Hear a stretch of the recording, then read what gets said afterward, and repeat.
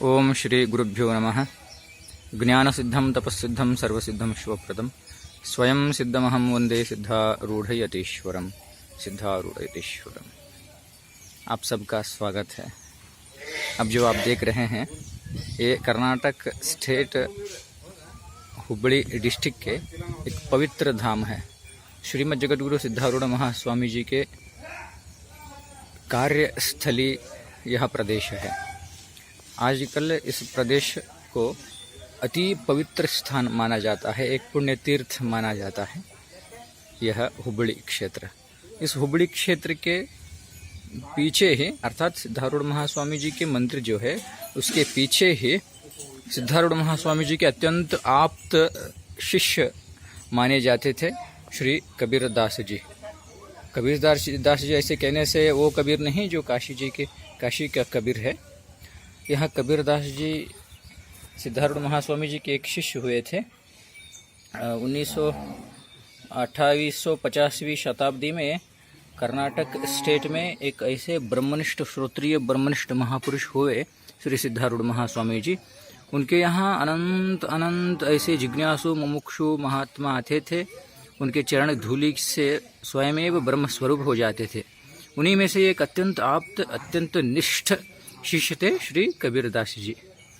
यहाँ आप देख रहे हैं ना, श्री सद्गुरु सिद्धारूढ़ महास्वामी जी के शिष्य श्री गुरु कबीर दास जी का समाधि मंदिर यहाँ है।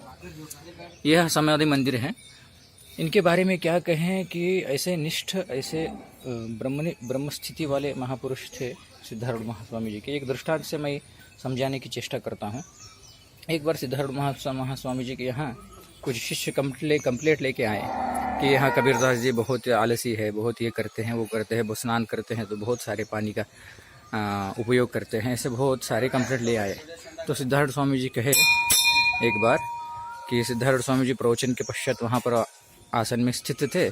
तो उस समय में श्री सिद्धारूढ़ स्वामी जी अपने जो प्रवचन स्थली है वहाँ से कबीरदास जी का नाम पुकारे, हे कबीर, ऐसे नाम पुकारने से कबीरदास जी उस समय में स्नान के गृह में स्नान कर रहे थे कि गुरुदेव की वाणी सुनते ही, देखिए वो थे ये बहुत दूर, फिर भी गुरुदेव की अंतस्थिति, गुरुदेव की वाणी को, गुरुदेव की अंतर संकल्प को सुनते हुए कबीरदास जी स्नान छोड़ के बिना वस्त्र के कबीरदास जी के सिद्धारूढ़ महास्वामी जी के यहाँ दौड़ते हुए आए और महास्वामी जी के सामने ठहरे। कबीरदास जी ठहरने के पश्चात ये जो देख रहे हैं ना कबीरदास जी का चित्र है, यहाँ सिद्धारूढ़ महास्वामी जी हैं। तो दौड़ते हुए आए कबीरदास जी सिद्धारूढ़ महास्वामी जी के सामने ठहरे। तो सिद्धारूढ़ स्वामी जी कहे, हे कबीर, आपके वस्त्र कहाँ हैं? तो कबीरदास जी को ये भी पता नहीं है कि उनके वस्त्र है नहीं अभी, परंतु गुरुदेव की वाणी इतनी प्रभावशाली, इतने गुरुनिष्ठ महापुरुष थे कि सदगुरुदेव के वाणी सुनते ही बिना वस्त्र के दौड़ते हुए उनके सामने आए। तो सदगुरुदेव उस समय में आज्ञा दिए कि हे कबीर, तुम स्नान के वक्त बहुत सारे पानी उपयोग में लाते हो, इसलिए पानी कम यूज करो, ऐसे सिद्धारूढ़ महास्वामी जी उनको कहें। तो कबीरदास जी उस दिन से 20 साल पर्यंत जीवित रहे। 20 साल तक वो स्नान नहीं किए, क्योंकि गुरुवाणी ही सर्वोपरि है, उसकी पालन करना है बहुत मुख्य होता है।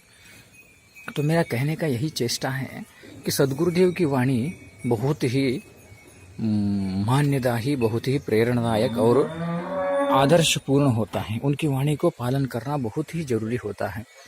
तो उस दिन से कबीरदास जी स्नान नहीं किए, फिर भी गीला वस्त्र को शरीर के ऊपर पोंछ लेते थे। ऐसे ब्रह्मनिष्ठ श्रोत्रिय ब्रह्मनिष्ठ ऐसे महापुरुषों को तो गुरुदेव की एक कृपा दृष्टि से ही ज्ञान की वर्षा हो जाती है।